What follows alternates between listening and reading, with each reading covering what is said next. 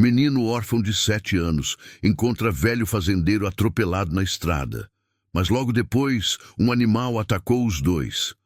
Assista até o final. Você não vai se arrepender. Comente o que você acha que vai acontecer. Sua opinião é muito importante. E se inscreva no meu canal para apoiar meu trabalho. Sua ajuda é muito importante. O sol de janeiro castigava sem piedade a estrada de terra batida, criando pequenos redemoinhos de poeira vermelha que grudavam na pele suada de Mateus. Aos 7 anos, o menino caminhava com passos determinados, mas seus olhos grandes e castanhos revelavam o medo que tentava esconder. Suas roupas simples, doadas pela instituição onde vivia, estavam sujas e amarrotadas após horas de caminhada. Na mochila pequena que carregava nas costas, apenas o essencial. Uma foto desgastada de uma mulher jovem de sorriso triste e algumas poucas peças de roupa. Era a 3ª vez em 2 meses que fugia do Lar São José, um orfanato superlotado na periferia da cidade. Não por maldade ou rebeldia, mas por uma dor que roía seu peito como um animal feroz. Cada noite, no dormitório coletivo, ouvindo os soluços abafados de outras crianças abandonadas, apenas intensificava sua angústia. A sensação de não pertencer a lugar algum o consumia por dentro, criando um vazio que parecia impossível de preencher. Mateus havia desenvolvido 3 características que o mantinham vivo em um mundo que parecia sempre trabalhar contra ele. Primeiro, uma intuição aguçada que o fazia ler pessoas e situações com precisão quase sobrenatural. Um dom nascido da necessidade de se proteger. Segundo, uma determinação silenciosa que o impedia de desistir, mesmo quando tudo parecia perdido.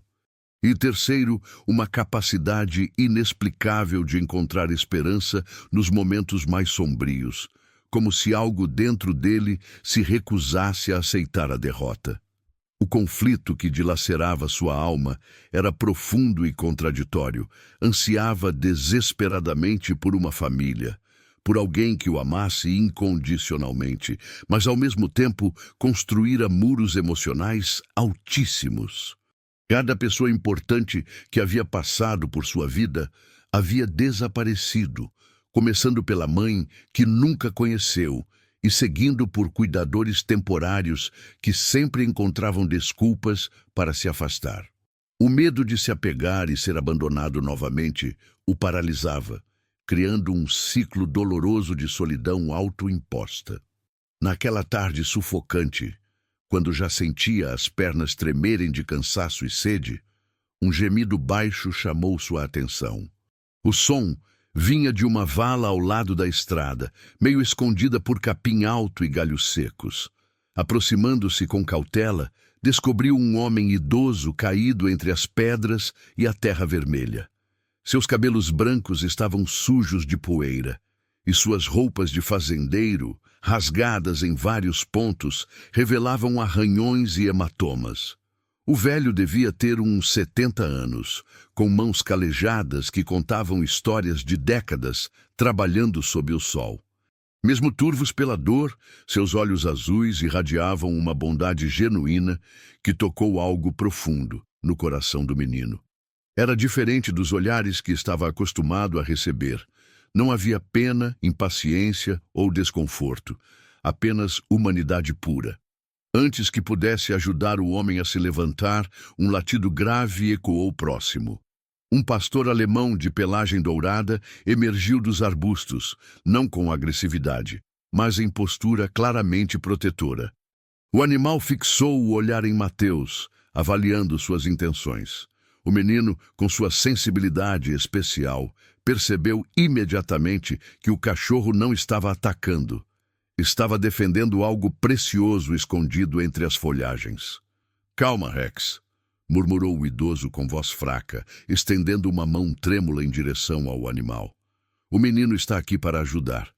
Mateus se abaixou lentamente, permitindo que o cachorro farejasse sua mão. Logo descobriu o motivo da proteção feroz. Entre os galhos, uma cadela de porte médio havia dado à luz a 5 filhotes há poucos dias.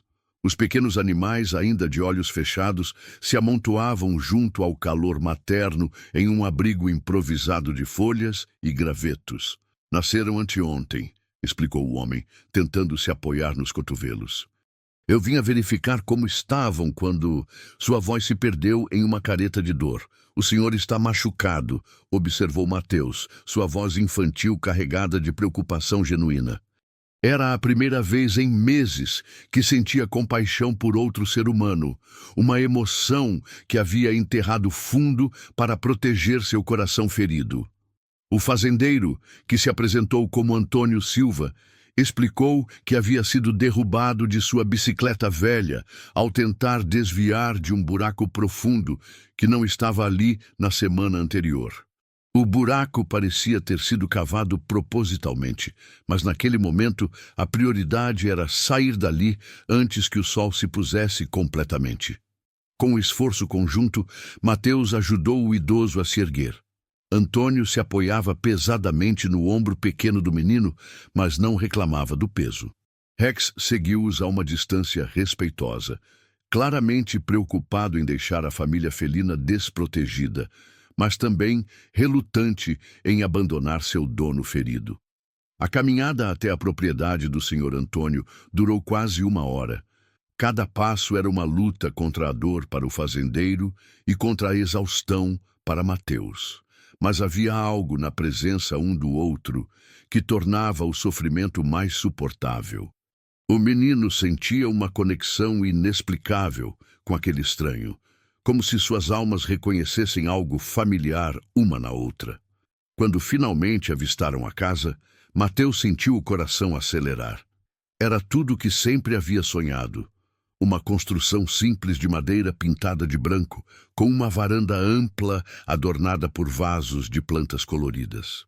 Ao redor, um verdadeiro paraíso rural se estendia, pés de manga carregados de frutos, uma horta exuberante que contrastava com a vegetação ressecada da região, e o som suave de vacas pastando em um pasto verdejante.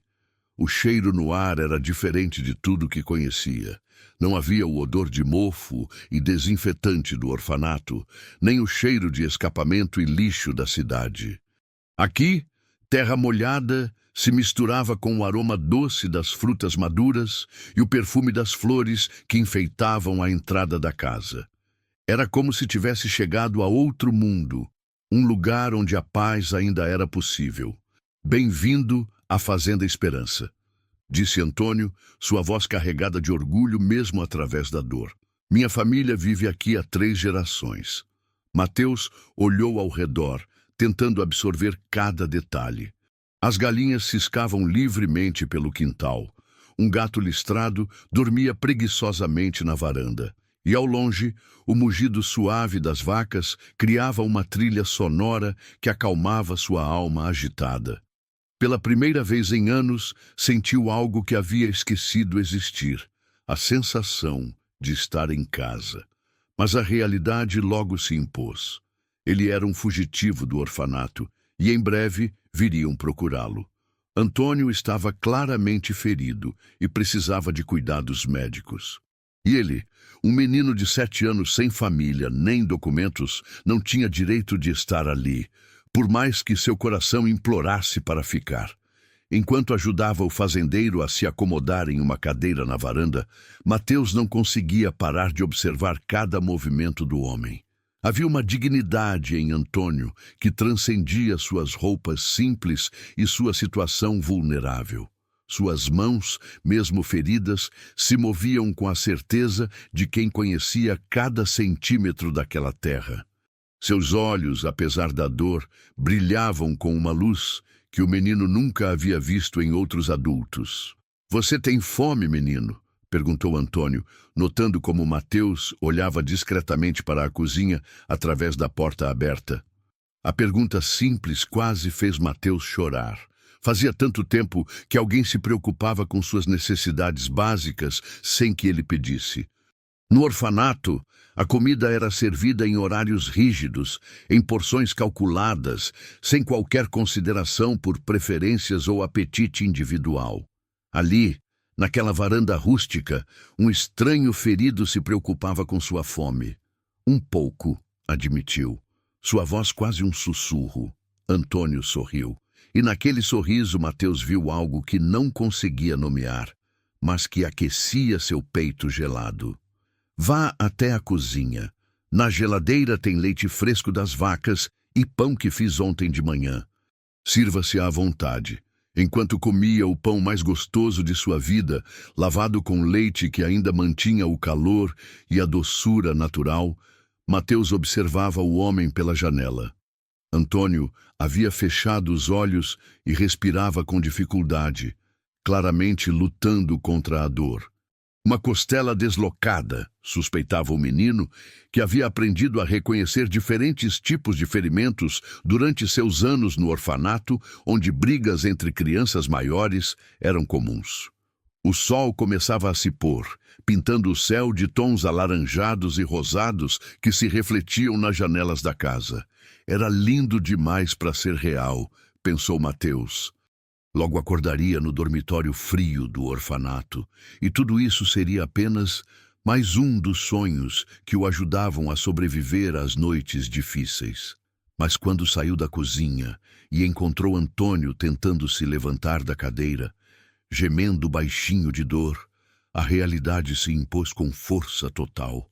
O homem precisava de ajuda médica e ele era apenas uma criança perdida que havia aparecido do nada. Senhor Antônio, disse correndo para ampará-lo. O senhor precisa de um médico. O posto de saúde mais próximo fica a 15 quilômetros, respondeu o fazendeiro, respirando pesadamente. E minha velha caminhonete não está funcionando há uma semana. Mateus sentiu o desespero apertar sua garganta. Depois de encontrar um lugar que finalmente parecia um lar, depois de conhecer alguém que o tratava com gentileza genuína, tudo desmoronaria novamente. Era sempre assim. Cada vez que um raio de esperança iluminava sua vida, as circunstâncias conspiravam para arrancá-lo de suas mãos. Eu posso ir buscar ajuda, ofereceu, mesmo sabendo que suas pequenas pernas já estavam exaustas e que caminhar 15 quilômetros no escuro seria impossível. Antônio o observou com atenção, como se estivesse vendo algo que o próprio Mateus não conseguia enxergar. Você fugiu de algum lugar, não foi? A pergunta direta fez o menino engolir em seco.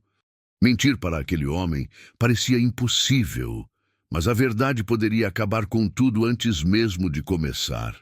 Do orfanato, admitiu finalmente, baixando a cabeça em vergonha. Em vez da reprovação que esperava, Antônio apenas assentiu com compreensão. E por que fugiu? A pergunta abriu uma ferida que Mateus mantinha cuidadosamente fechada. As palavras saíram como um rio represado que finalmente encontra uma fenda na barragem.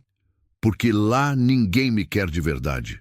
Porque toda vez que penso que encontrei alguém que se importa comigo, essa pessoa vai embora. Porque eu não sirvo para nada, e todos sabem disso.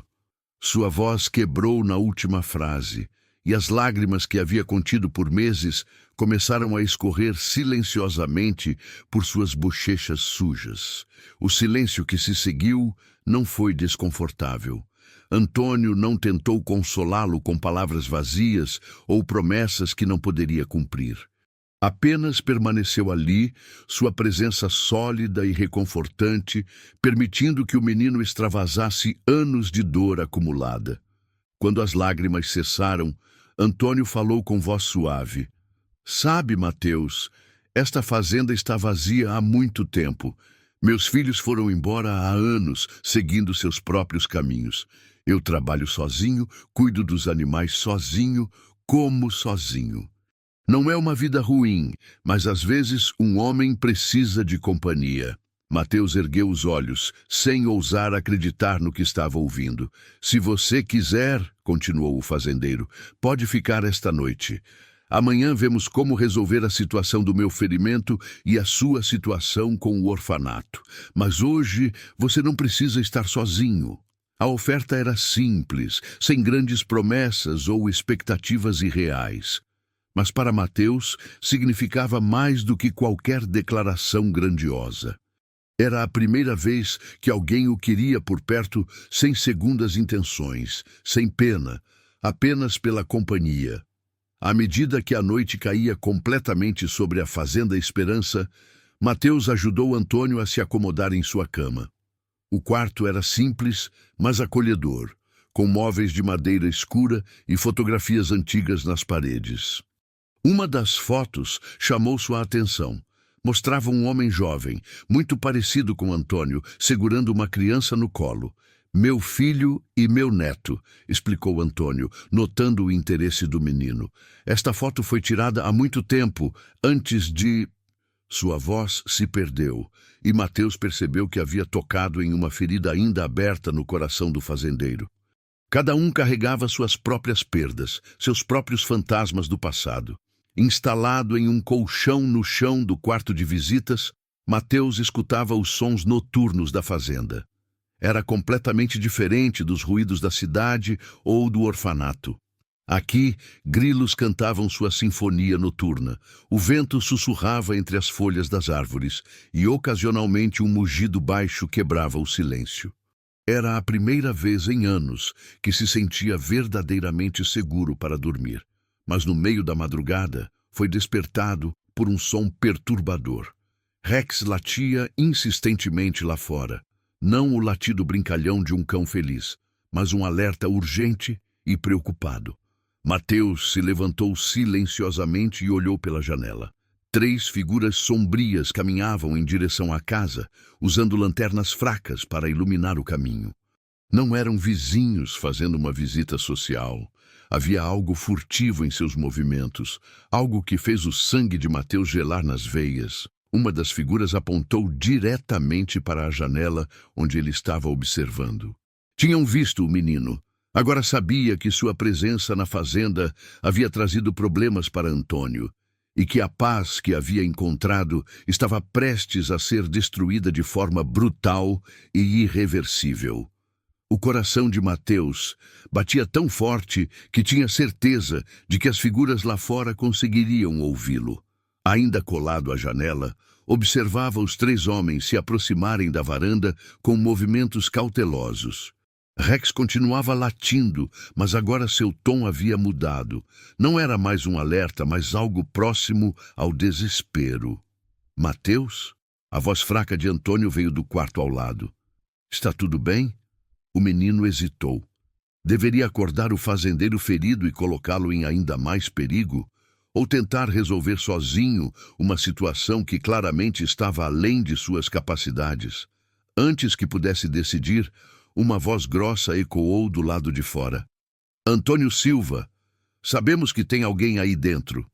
Saia e vamos conversar como pessoas civilizadas." Mateus sentiu suas pernas tremerem. Reconhecia aquele tom. Era o mesmo usado pelos funcionários do orfanato quando queriam parecer razoáveis antes de aplicar punições severas. Correu até o quarto de Antônio e o encontrou tentando se levantar da cama, o rosto contorcido de dor. "São vizinhos", murmurou o fazendeiro, apoiando-se na parede. "Os irmãos Cardoso têm a propriedade ao norte daqui. O que eles querem a esta hora da noite?" Antônio suspirou pesadamente, como se carregasse um fardo que havia tentado esconder. "É uma longa história, menino. Uma história que talvez tenha chegado ao fim hoje." Caminharam juntos até a sala, Mateus servindo de apoio para o homem ferido. Através da janela da frente, podiam ver os 3 homens na varanda. O mais alto, aparentemente o líder, batia impaciente na porta de madeira. "Antônio!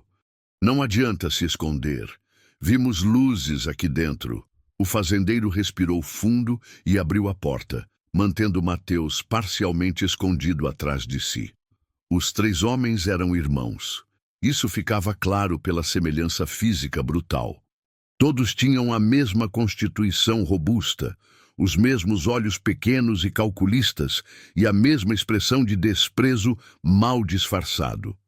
Bela hora para uma visita social, Carlos, disse Antônio com voz firme, apesar da dor visível.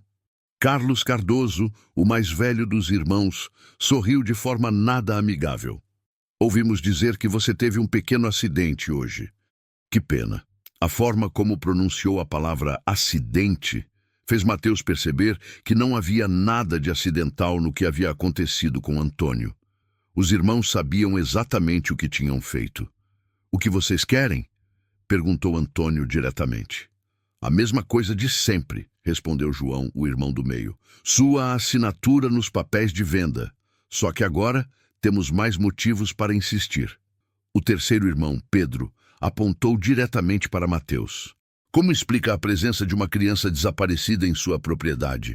As autoridades vão ficar muito interessadas em saber sobre isso. O sangue de Mateus gelou.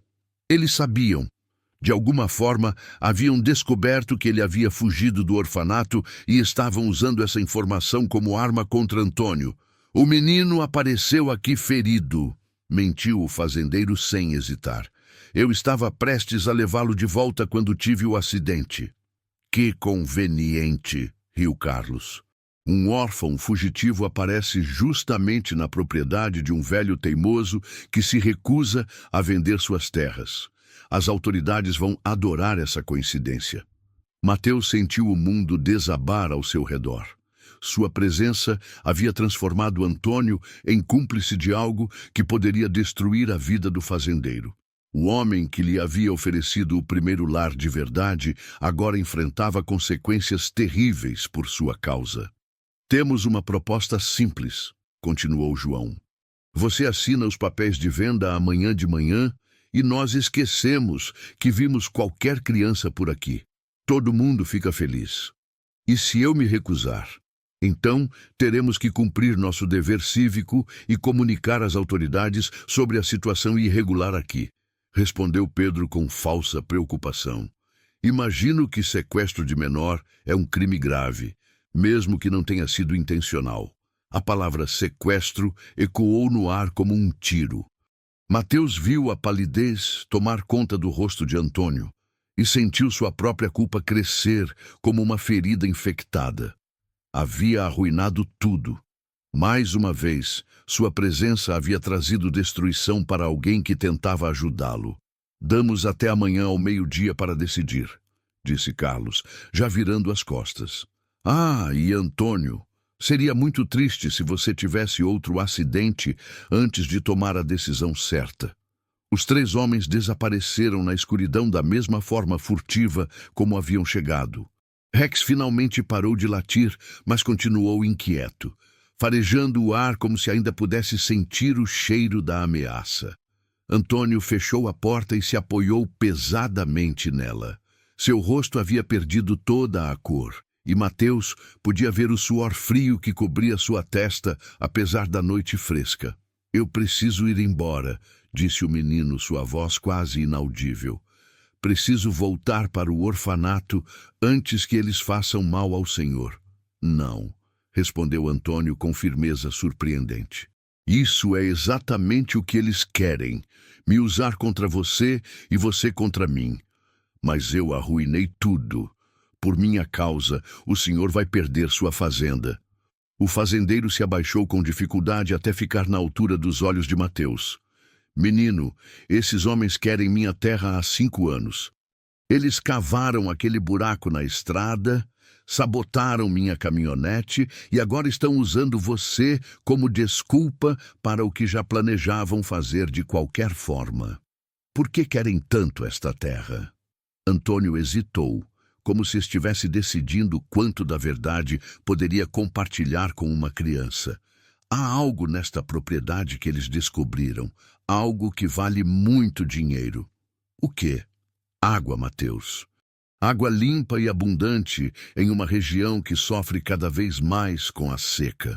O menino não entendia completamente as implicações, mas podia sentir a importância na voz do fazendeiro. No orfanato, havia dias em que a água era racionada. Na cidade, as pessoas reclamavam constantemente da qualidade e do preço. Aqui na fazenda, a água jorrava cristalina de uma torneira simples, com sabor doce e refrescante. Eles podem realmente tirar a fazenda do senhor? Podem tentar, admitiu Antônio. Especialmente se conseguirem provar que estou abrigando ilegalmente uma criança desaparecida. A culpa que atormentava Mateus se transformou em algo mais escuro e corrosivo. Não era apenas culpa, era a certeza absoluta de que sua existência era uma maldição para qualquer pessoa que tentasse se aproximar dele. Primeiro a mãe que havia morrido no parto, depois os pais adotivos que desistiram dele, os cuidadores temporários que sempre encontravam desculpas para se livrar dele, e agora Antônio. Eu sou amaldiçoado, sussurrou, mais para si mesmo do que para o fazendeiro. O que disse? Toda pessoa que tenta me ajudar acaba se machucando. É como se eu trouxesse azar para todo mundo. Antônio observou o menino com uma expressão que Mateus não conseguia decifrar. Havia dor ali, mas também algo que parecia reconhecimento, como se o fazendeiro visse em Mateus um reflexo de si mesmo. Sabe, menino, eu pensava a mesma coisa sobre mim há alguns anos. O senhor, quando meu filho foi embora, quando minha esposa adoeceu, quando todos os outros fazendeiros da região começaram a vender suas terras e só eu insistia em ficar. Comecei a acreditar que era um peso morto, um obstáculo no caminho de todo mundo. Mateus ergueu os olhos, surpreso por descobrir que não estava sozinho em seus sentimentos de inadequação. Mas sabe o que aprendi? Continuou Antônio. Às vezes, as pessoas não saem da nossa vida porque somos amaldiçoados. Às vezes, elas saem porque têm medo do que significaria ficar. Medo de quê? Medo de se importar de verdade. Medo de construir algo que vale a pena proteger. As palavras do fazendeiro tocaram algo profundo no coração de Mateus, mas a realidade imediata era mais urgente que filosofias sobre abandono e pertencimento. Em menos de 12 horas, os irmãos Cardoso voltariam esperando uma resposta que poderia destruir tudo. O resto da noite passou em vigília tensa. Antônio tentou descansar, mas a dor de seus ferimentos, combinada com a preocupação sobre o ultimato, tornava o sono impossível. Mateus se instalou em uma cadeira na sala, observando a estrada através da janela, pronto para alertar sobre qualquer movimento suspeito. Quando o sol nasceu, pintando o céu de tons rosados e dourados, a fazenda parecia ainda mais bela na luz suave da manhã. Os pássaros cantavam nas árvores frutíferas, as vacas pastavam pacificamente e a horta brilhava com o orvalho matinal. Era doloroso observar tanta beleza, sabendo que tudo poderia desaparecer em questão de horas. Mateus preparou um café simples e ajudou Antônio a se vestir. O fazendeiro se movia com dificuldade óbvia, mas sua determinação permanecia inabalável. Havia algo em seus olhos que não estava lá na noite anterior. Uma decisão tinha sido tomada. Mateus, disse Antônio enquanto bebericava o café quente. Preciso te contar algumas coisas sobre esta fazenda. Coisas que talvez expliquem por que os Cardoso estão tão desesperados para colocar as mãos nela. O menino se sentou à mesa da cozinha, prestando atenção total. Há 3 meses, homens da cidade vieram aqui fazer testes no solo e na água. Disseram que era para um relatório ambiental da região. Eu permiti, pensando que não havia mal nisso. E o que descobriram? Que nossa água vem de um aquífero profundo, uma reserva subterrânea que pode durar séculos mesmo durante as piores secas. E não é só abundante, é extraordinariamente pura. Mateus começava a entender a magnitude do que estava em jogo. Não era apenas uma fazenda, era um tesouro que poderia valer milhões em uma região cada vez mais árida. Mas como os irmãos Cardoso souberam disso? Porque um deles trabalha na prefeitura. Carlos tem acesso a todos os relatórios oficiais. A revelação explicava muita coisa. Os acidentes cada vez mais frequentes, as ofertas insistentes de compra, a pressão crescente. Os Cardoso não estavam apenas sendo gananciosos, estavam executando um plano cuidadosamente elaborado para se apoderarem de uma fortuna. "O que vamos fazer?" perguntou Mateus, usando naturalmente o plural que revelava como já se sentia parte daquela luta. Antônio sorriu pela primeira vez desde a visita noturna. "Vamos lutar, menino. Mas primeiro, você precisa conhecer toda a verdade sobre esta propriedade. E sobre sua própria história." "Minha história?" O fazendeiro se levantou com esforço e caminhou até um armário antigo na sala. De uma gaveta trancada, retirou uma caixa de madeira ornamentada que claramente não era aberta há muito tempo. Suas mãos tremiam ligeiramente enquanto procurava uma chave pequena. Há 3 anos, uma jovem mulher apareceu aqui procurando trabalho durante a época da colheita. Ela estava grávida, sozinha, e parecia estar fugindo de alguma coisa. Mateus sentiu seu coração acelerar. Havia algo na voz de Antônio que sugeria que essa história o tocaria pessoalmente. Ela trabalhou aqui por 2 meses. Era uma das pessoas mais dedicadas que já conheci. Mas um dia simplesmente desapareceu. Deixou apenas isto. Antônio abriu a caixa e retirou uma fotografia desgastada. Quando a entregou a Mateus, o mundo parou de girar. Era sua mãe. A mesma mulher da foto que carregava na mochila, só que nesta imagem ela estava sorrindo, de pé na varanda da mesma casa onde agora se encontravam. Estava visivelmente grávida, com as mãos protegendo carinhosamente a barriga. Ela disse que se chamava Marina, continuou Antônio, observando a reação do menino, e que estava procurando informações sobre uma família específica da região. "Que família?" perguntou Mateus com voz estrangulada. "A família Silva." Ela estava procurando um homem chamado Roberto Silva. O nome ecoou na mente de Mateus como um sino distante. Roberto Silva. Nunca havia ouvido esse nome antes, mas algo nele ressoava como uma memória enterrada há muito tempo. "Quem é Roberto Silva?" Antônio fechou os olhos como se as próximas palavras fossem as mais difíceis de sua vida. "Roberto Silva era meu filho. Ele saiu desta casa há 8 anos, depois de uma briga terrível comigo, e nunca mais voltou. Nunca mais soube notícias dele. A revelação atingiu Mateus como um raio. Se sua mãe estava procurando o filho de Antônio, se ela havia trabalhado nesta fazenda enquanto grávida, então... "O senhor acha que..." começou, mas não conseguiu terminar a pergunta. "Acho que você pode ser meu neto, Mateus. Acho que sua mãe veio aqui procurando a família do seu pai, mas foi embora antes de poder contar a verdade." O mundo de Mateus desmoronou e se reconstruiu simultaneamente. Toda a sua vida havia se sentido como um pedaço perdido de um quebra-cabeças, e agora, de repente, descobria onde poderia se encaixar. Mas junto com a alegria avassaladora veio uma dor ainda maior. Sua mãe havia estado tão perto de encontrar uma família para ele, mas alguma coisa a havia impedido de revelar a verdade.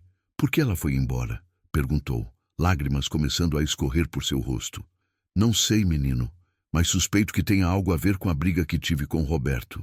Talvez ela tenha pensado que eu rejeitaria você também. A ironia da situação era cruel demais para ser coincidência." Mateus havia passado anos ansiando por uma família, enquanto seu possível avô vivia sozinho na mesma região, também ansiando por uma conexão familiar. E agora, quando finalmente se encontravam, forças externas conspiravam para separá-los novamente. Um barulho de motor na estrada interrompeu o momento. Os irmãos Cardoso estavam voltando, e ainda faltavam 2 horas para o meio-dia. Eles haviam decidido não esperar pela resposta oficial. Através da janela, Mateus viu que desta vez eles não vieram sozinhos. Um carro oficial da prefeitura os acompanhava, e 3 homens uniformizados desceram do veículo. Antônio guardou rapidamente a fotografia e fechou a caixa. "Escute bem, Mateus. Não importa o que aconteça agora, você precisa saber que ter você aqui foi a melhor coisa que me aconteceu em anos. Se formos separados, quero que se lembre disso. Não vamos ser separados, disse Mateus com uma determinação que surpreendeu até ele mesmo. Encontrei minha família. Não vou deixar ninguém destruir isso. Mas quando a delegação oficial bateu à porta, ambos sabiam que a luta que os esperava poderia ser maior do que suas forças combinadas conseguiriam suportar. Carlos Cardoso sorria com triunfo mal disfarçado enquanto apresentava os oficiais. A armadilha havia sido armada perfeitamente, e agora restava saber se Antônio e Mateus teriam alguma carta na manga para escapar dela. A batida na porta ecoou pela casa como um martelo de juiz anunciando uma sentença. Antônio respirou fundo, endireitou os ombros, apesar da dor que o consumia, e caminhou até a entrada com a dignidade de um homem que havia decidido enfrentar seu destino de cabeça erguida. Mateus o seguiu de perto, seu coração martelando contra as costelas. A descoberta de que poderia ser neto de Antônio ainda reverberava em sua mente como um eco distante, mas a realidade imediata era mais urgente. Homens uniformizados na varanda significavam que sua vida estava prestes a mudar drasticamente e provavelmente não para melhor. Senhor Silva, cumprimentou o oficial mais alto, um homem de meia idade com bigode grisalho e expressão severa. Sou o inspetor Moreira, da Secretaria de Assistência Social. Recebemos uma denúncia sobre a presença irregular de um menor em sua propriedade. Carlos Cardoso se posicionou atrás dos oficiais, seus olhos brilhando com satisfação mal contida. Contamos tudo para as autoridades competentes, Antônio. Sobre o menino fugitivo, sobre sua recusa em cooperar, sobre tudo. E qual seria exatamente a natureza dessa irregularidade? Perguntou Antônio, mantendo a voz firme, apesar das circunstâncias. O inspetor Moreira consultou uma prancheta. Segundo o relatório que recebemos, o menor Mateus dos Santos fugiu do lar São José há 3 dias e foi visto pela última vez nesta região. Os denunciantes alegam que o senhor estaria abrigando a criança sem comunicar às autoridades responsáveis. Mateus sentiu o mundo começar a desabar novamente. Seu nome completo sendo pronunciado por um estranho, o orfanato mencionado oficialmente, tudo isso tornava sua situação desesperadoramente real e inescapável. O menino apareceu aqui ontem ferido, explicou Antônio. Eu o acolhi temporariamente, enquanto decidia como proceder da forma mais adequada. E por que não comunicou imediatamente às autoridades? Pressionou outro oficial, mais jovem e visivelmente ansioso, para demonstrar autoridade. Porque sofri um acidente na estrada e passei a noite inteira com dores intensas. Minha prioridade era garantir que tanto eu quanto o menino estivéssemos seguros. João Cardoso deu um passo à frente, sua expressão falsamente preocupada. Inspetor, o Sr. Silva está claramente tentando ganhar tempo. Uma criança desaparecida é uma emergência. Qualquer cidadão responsável teria entrado em contato com as autoridades imediatamente. Mateus observava a encenação com uma mistura de raiva e desespero. Os irmãos Cardoso haviam orquestrado toda aquela situação, desde o acidente até a denúncia, mas conseguiam se apresentar como cidadãos preocupados apenas com o bem-estar de uma criança perdida. Senhor Silva, disse o inspetor Moreira com tom mais severo, vou ter que solicitar que o menor nos acompanhe de volta à instituição enquanto investigamos as circunstâncias de sua permanência aqui. Não! A palavra saiu da boca de Mateus antes que pudesse se controlar. Eu não quero voltar. O oficial mais jovem se abaixou na altura dos olhos do menino, usando o tom condescendente que Mateus conhecia e detestava. Sei que pode ser difícil, mas o orfanato é o lugar mais seguro para você agora.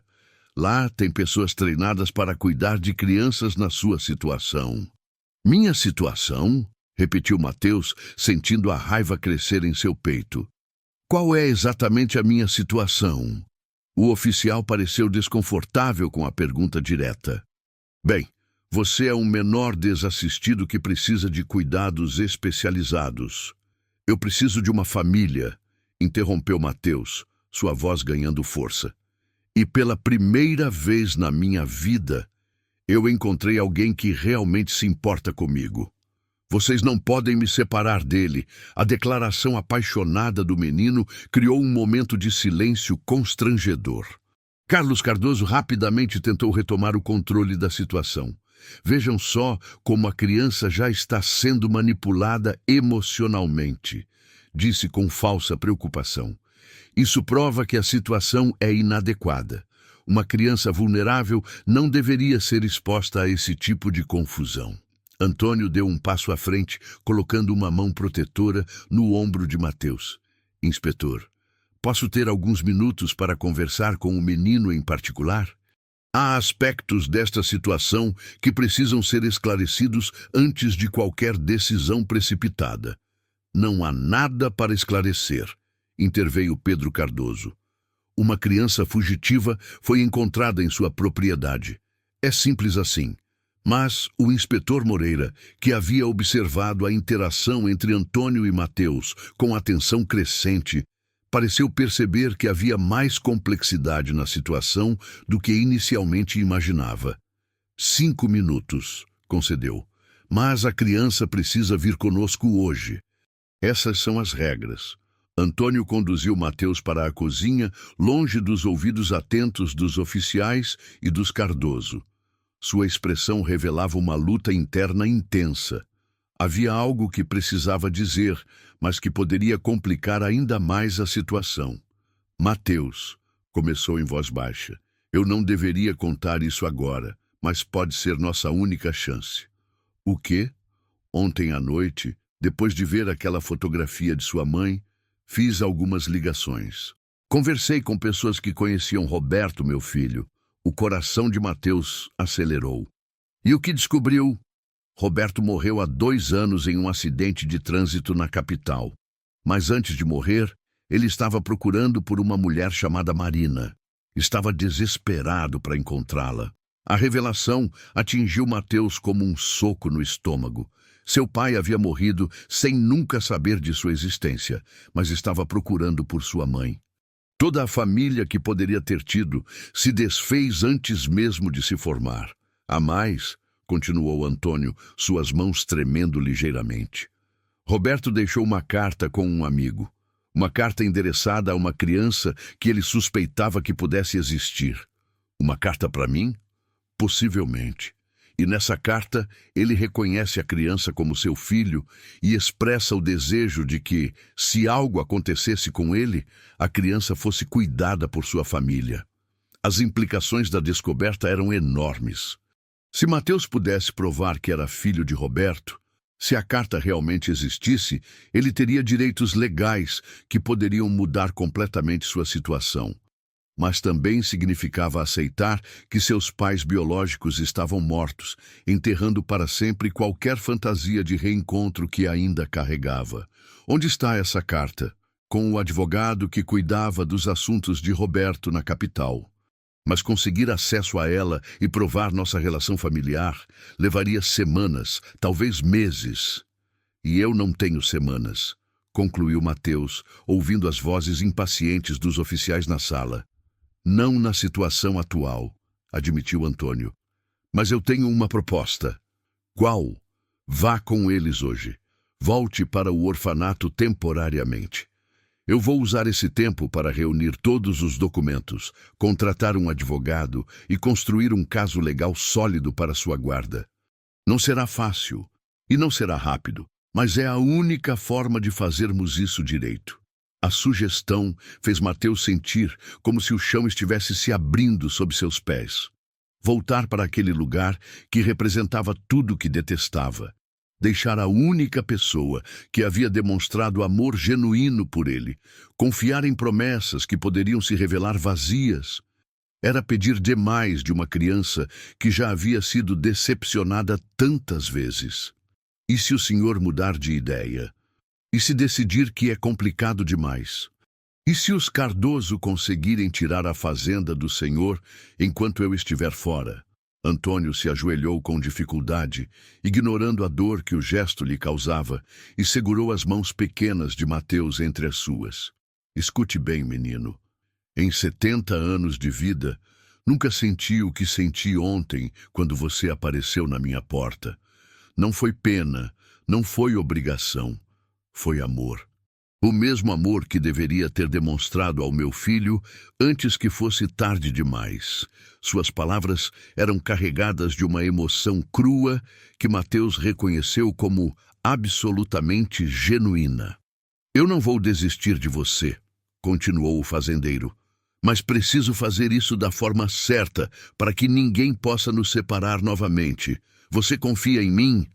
Era a pergunta mais difícil que Mateus já havia enfrentado. Confiar significava se tornar vulnerável novamente. Significava arriscar ter o coração despedaçado mais uma vez. Mas olhando nos olhos azuis de Antônio, vendo a determinação misturada com amor paternal que brilhava ali, sentiu algo que nunca havia experimentado antes. Fé em outro ser humano. Eu confio, sussurrou. Então me dê 2 meses. 2 meses para trazer você de volta para casa permanentemente. Quando voltaram à sala, os oficiais e os Cardoso aguardavam com impaciência crescente. Mateus observou os rostos ao redor.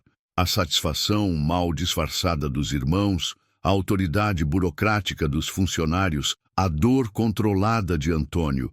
Era um momento que definiria o resto de sua vida. Inspetor, disse Antônio com voz firme, o menino vai acompanhá-los voluntariamente, mas quero deixar claro que pretendo iniciar os procedimentos legais para sua guarda oficial. Carlos Cardoso riu alto. Guarda? Um homem da sua idade, sem renda fixa, morando sozinho em uma propriedade que pode nem ser sua em breve? Boa sorte com isso. O comentário sobre a propriedade não passou despercebido pelo inspetor Moreira. A que se refere quando diz que a propriedade pode não ser dele? É uma questão complexa envolvendo documentação antiga, respondeu João Cardoso rapidamente, percebendo que havia revelado mais do que deveria. Nada que afete a situação atual.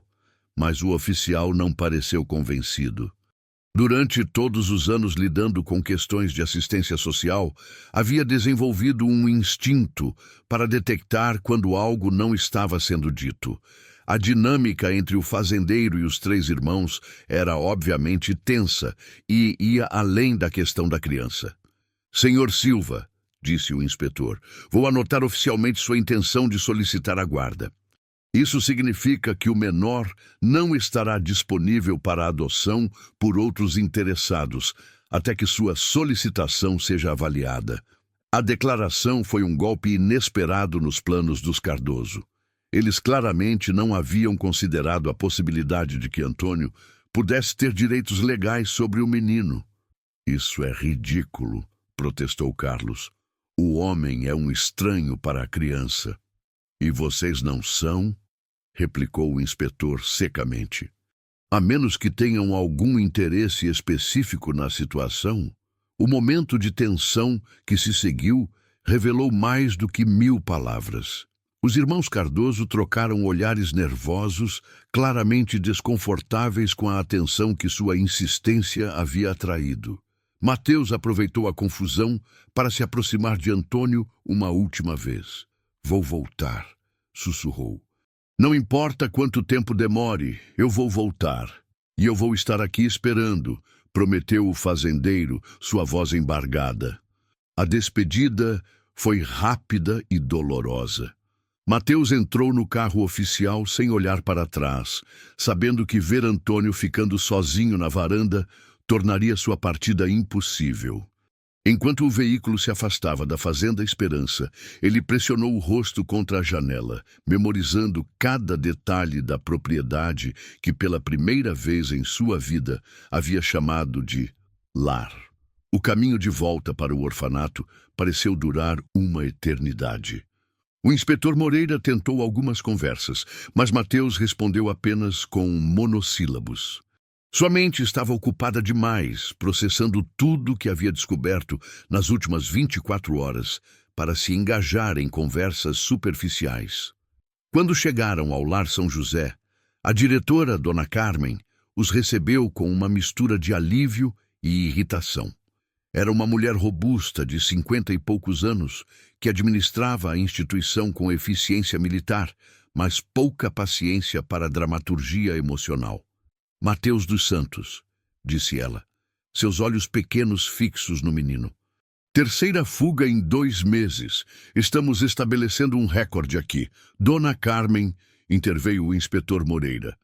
Há desenvolvimentos na situação deste menor que a senhora precisa conhecer. Um parente pode estar interessado em sua guarda legal. A informação claramente surpreendeu a diretora. Parente? O menino não tem família registrada.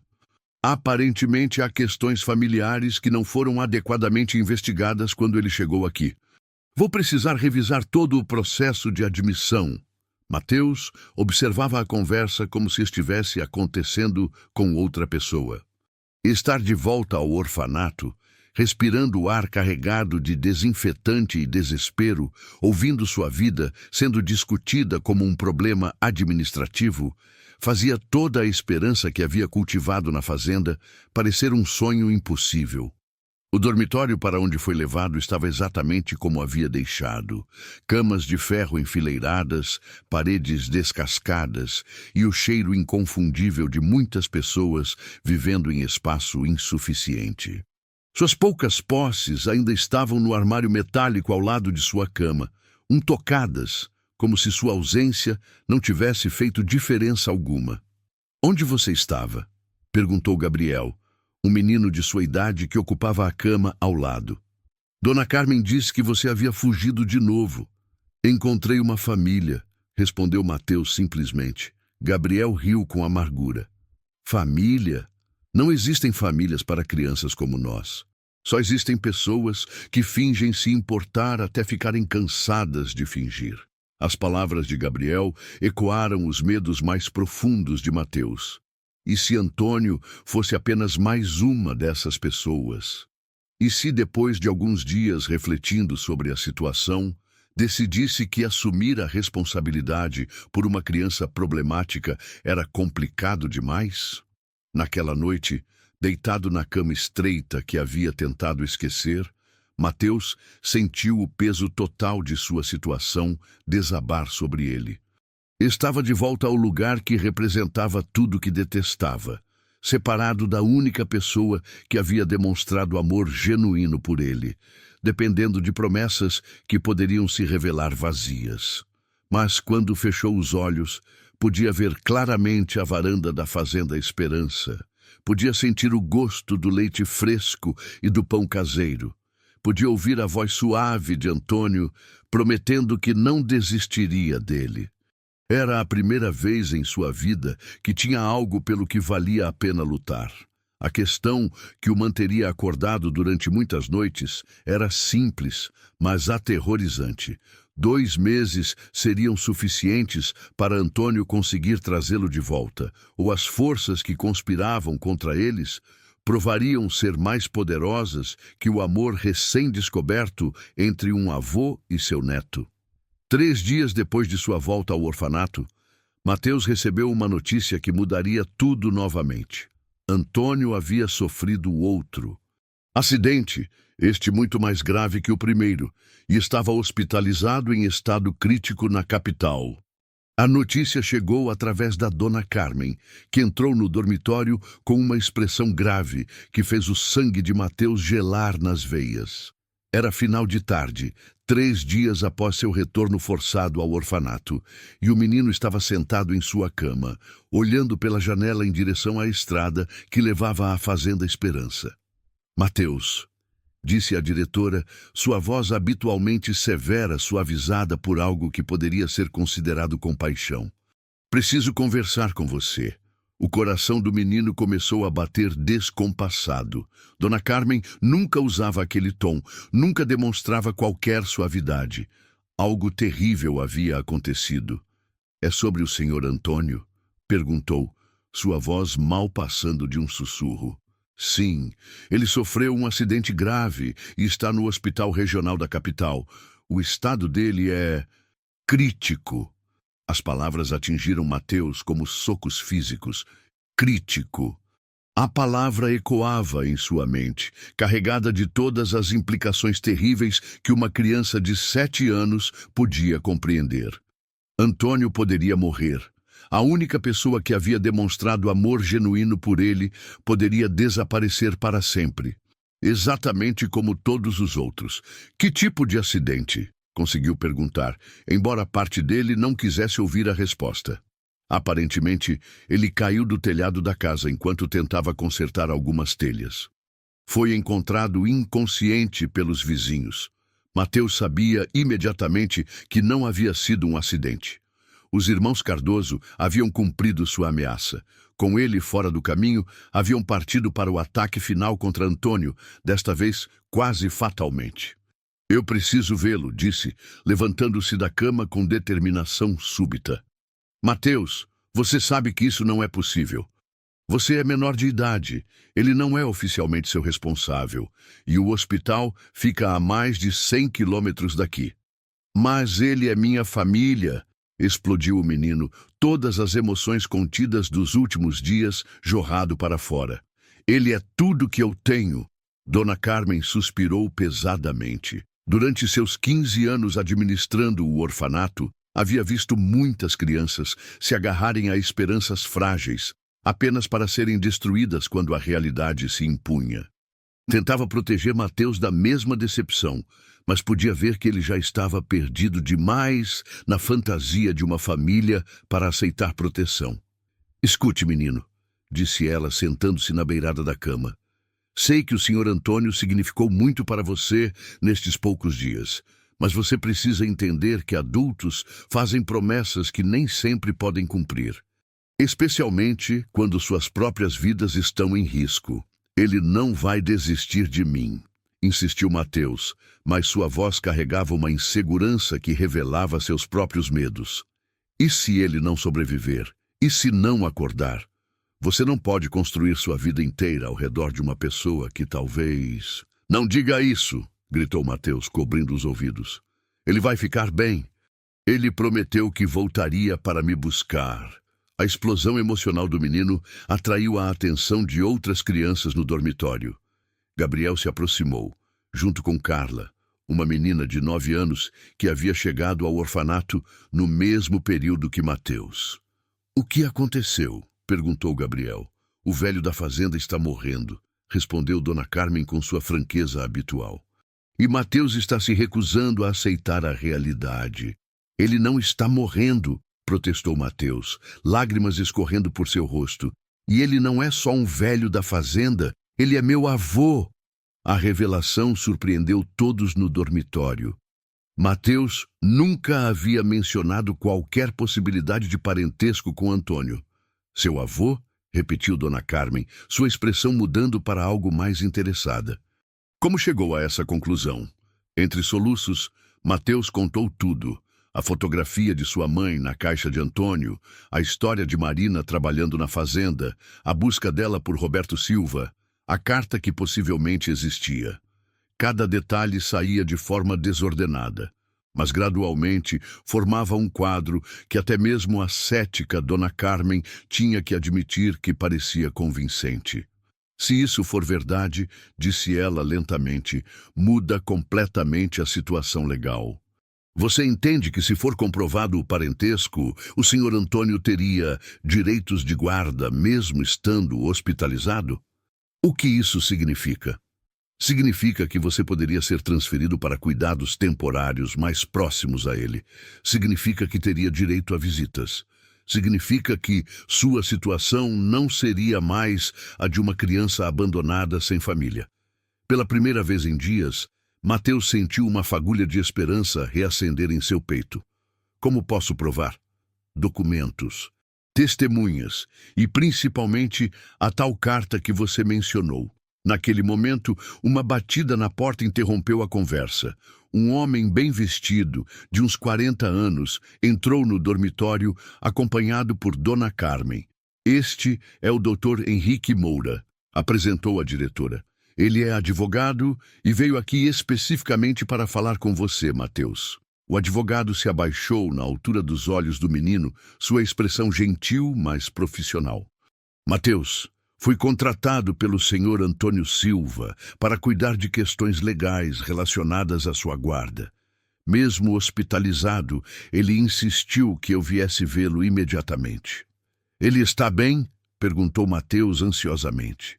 Está estável, mas ainda inconsciente. Os médicos são cautelosamente otimistas sobre sua recuperação. O advogado parou, escolhendo cuidadosamente suas próximas palavras. Mas antes de piorarem as coisas, ele conseguiu me dar algumas informações muito importantes sobre você. Dr. Moura abriu sua pasta e retirou vários documentos. Primeiro, ele me entregou isto. Era a carta de Roberto. Mateus reconheceu imediatamente a caligrafia masculina, similar à que havia visto em anotações espalhadas pela casa de Antônio. Suas mãos tremiam enquanto segurava o papel que poderia mudar sua vida para sempre. Posso ler? Perguntou com voz estrangulada. Pode. Na verdade, ela é endereçada a você. Com dedos trêmulos, Mateus desdobrou a carta. A letra era clara, mas carregada de emoção. Para meu filho, se você está lendo isto, significa que algo aconteceu comigo antes que pudéssemos nos conhecer. Também significa que Marina finalmente encontrou coragem para revelar a verdade sobre sua existência. Meu nome é Roberto Silva e sou seu pai biológico. Há 2 anos descobri através de um amigo comum que Marina havia estado grávida quando nossa relação terminou. Desde então, não tive um momento de paz, sabendo que em algum lugar havia uma criança minha que eu nunca conheci. Procurei por vocês incansavelmente. Contratei investigadores, segui pistas falsas, fiz tudo o que estava ao meu alcance. Descobri que Marina morreu pouco depois de seu nascimento e que você foi levado para uma instituição. Tentei localizar qual, mas os registros eram confusos e incompletos. Se algo acontecer comigo antes de encontrá-lo, quero que saiba que você não foi abandonado por escolha. Quero que saiba que tem uma família que o ama, mesmo sem conhecê-lo. Meu pai, Antônio Silva, mora na Fazenda Esperança, a propriedade que nossa família mantém há 3 gerações. Ele é um homem bom, mas orgulhoso. Brigamos quando eu era jovem e deixei a fazenda em raiva. Foi o maior erro da minha vida. Se você está lendo isto, espero que ele tenha aprendido com meus erros e esteja disposto a amá-lo da forma que eu nunca tive chance de fazer. A fazenda é sua por direito. Não apenas a propriedade, mas tudo o que ela representa. A história da nossa família, a conexão com a terra, o legado que deveria ter sido passado de pai para filho. Você pertence àquele lugar, meu filho. E se Deus quiser, um dia você criará seus próprios filhos ali, continuando uma tradição que quase se perdeu por causa do meu orgulho estúpido. Com todo o amor que um pai pode sentir por um filho que nunca abraçou, Roberto Silva. Quando terminou de ler, Mateus estava chorando abertamente. Não eram lágrimas de tristeza, mas de alívio profundo. Finalmente tinha respostas. Finalmente sabia que havia sido desejado, procurado, amado por pessoas que nem chegou a conhecer. Há mais, disse doutor Moura suavemente. O senhor Antônio também me entregou outros documentos, certidões, registros de batismo, até mesmo fotos antigas que comprovam sua linhagem. Não há dúvida, você é Roberto Silva Júnior, neto de Antônio Silva, herdeiro legítimo da Fazenda Esperança. Herdeiro? Repetiu Mateus, não entendendo completamente. Segundo o testamento de Roberto, que foi registrado antes de sua morte, toda a propriedade deveria passar para qualquer filho que ele pudesse ter. Como você é o único herdeiro direto, a fazenda é legalmente sua. A revelação era estonteante. Em questão de dias, Mateus havia passado de órfão abandonado para membro de uma família com uma propriedade valiosa. Mas algo ainda o incomodava. E os irmãos Cardoso? Eles disseram que há problemas com a documentação da fazenda. Dr. Moura sorriu pela primeira vez desde que chegara. Ah, sim, os Cardoso. Tenho novidades interessantes sobre eles também. O advogado retirou outro conjunto de documentos da pasta.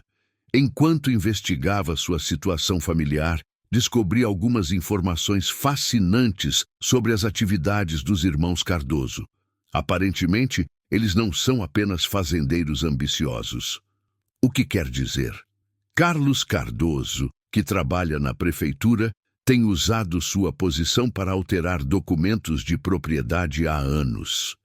Ele e os irmãos se especializaram em identificar terras valiosas com donos vulneráveis, idosos, pessoas doentes, famílias em crise, e então criar problemas legais que forçam a venda. Dona Carmen, que havia escutado tudo em silêncio, finalmente falou.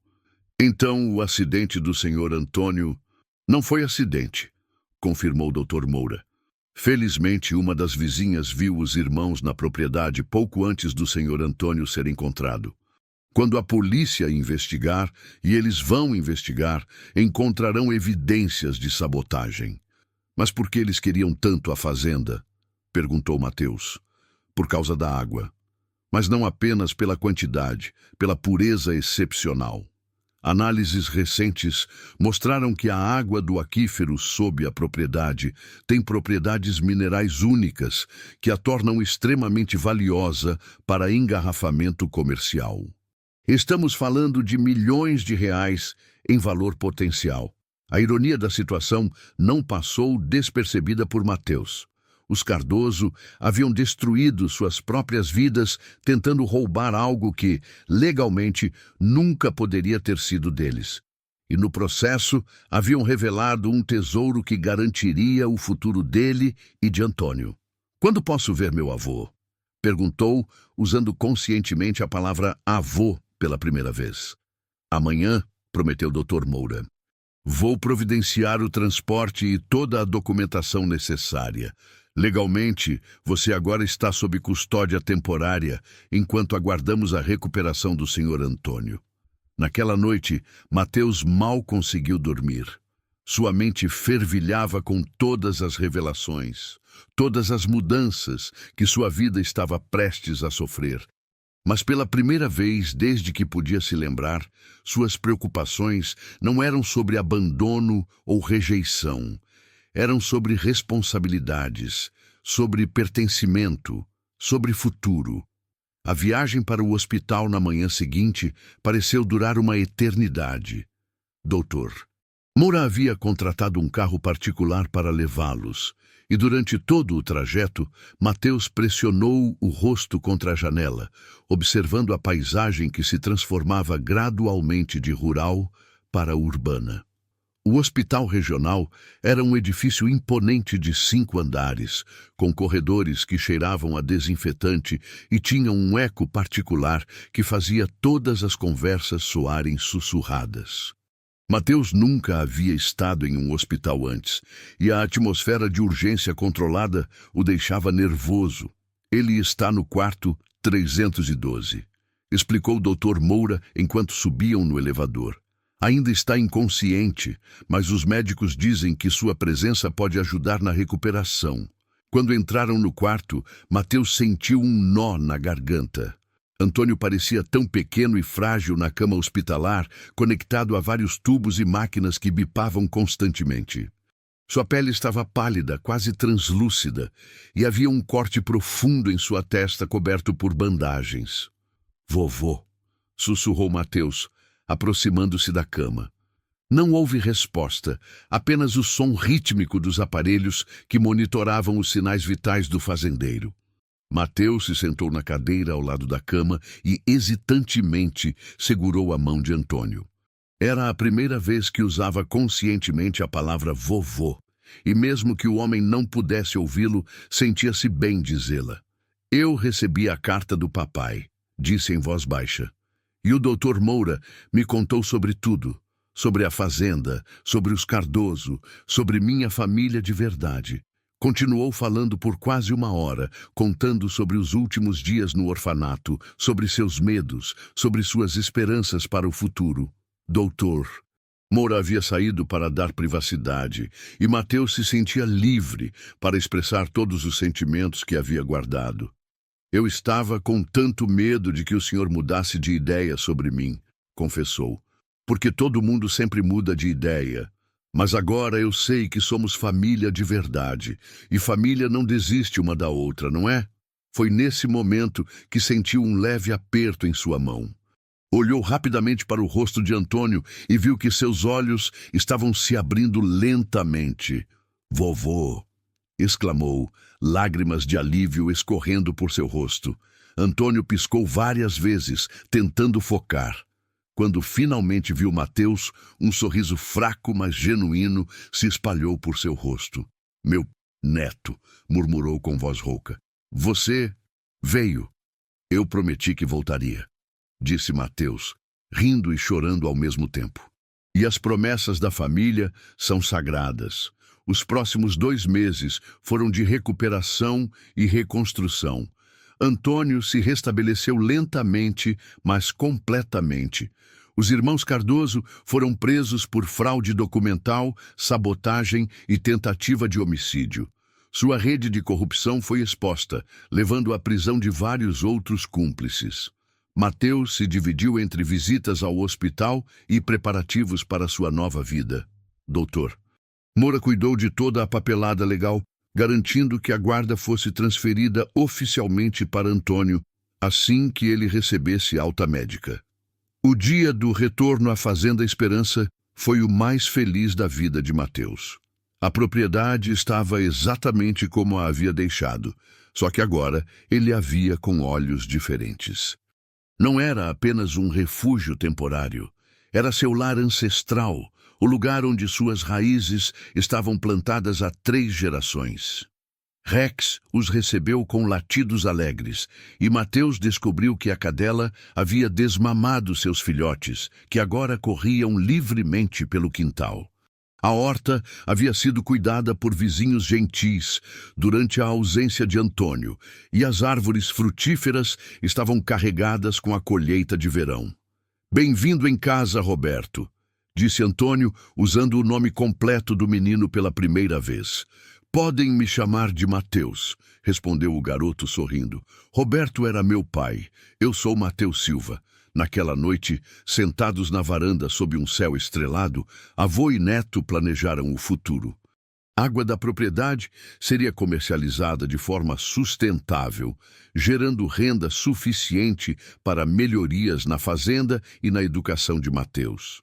Parte dos lucros seria destinada a melhorar as condições do orfanato onde Mateus havia vivido, garantindo que outras crianças tivessem melhores oportunidades. Sabe, disse Antônio, observando as estrelas, sua mãe deixou algo para você. Algo que encontrei escondido no celeiro há alguns dias. O quê? Uma boneca pequena e um bilhete. O bilhete dizia: para meu filho, se eu não conseguir criá-lo, para que saiba que foi amado desde antes de nascer. Mateus segurou a boneca simples, feita de retalhos e enchida de palha. Era tosca, claramente feita à mão, mas carregava todo o amor que uma mãe jovem e assustada conseguiu colocar nela. Ela sabia que ia morrer? Perguntou. Acho que sabia que havia riscos. E queria deixar algo seu para você, caso não pudesse estar presente para lhe dar pessoalmente. Naquela noite, pela primeira vez em sua vida, Mateus dormiu sabendo exatamente quem era, de onde vinha e para onde estava indo. Era Roberto Mateus Silva, filho de Roberto e Marina, neto de Antônio, herdeiro da Fazenda Esperança e portador de um legado de amor que havia sobrevivido a perdas, separações e tragédias. 2 anos depois, quando visitantes vinham conhecer a próspera empresa de água mineral familiar, eles viam um menino de 9 anos trabalhando ao lado de seu avô, aprendendo sobre agricultura sustentável, gestão de recursos naturais e responsabilidade social. Viam uma família que havia se encontrado contra todas as probabilidades, que havia transformado o sofrimento em força e que provava todos os dias que o amor verdadeiro pode sobreviver a qualquer tempestade. Mateus nunca mais fugiu de casa, porque finalmente havia encontrado um lugar de onde não precisava fugir. Um lugar onde pertencia completamente, onde era amado incondicionalmente e onde podia crescer sabendo que o futuro, por mais incerto que fosse, seria enfrentado junto com pessoas que nunca o abandonariam. A Fazenda Esperança havia justificado seu nome. E o menino que chegara ali como um fugitivo órfão havia se tornado o guardião de um legado que passaria para as próximas gerações, carregando consigo a lição mais importante de todas: que família não é apenas sobre sangue, mas sobre escolha, compromisso e amor que persiste mesmo através das maiores adversidades.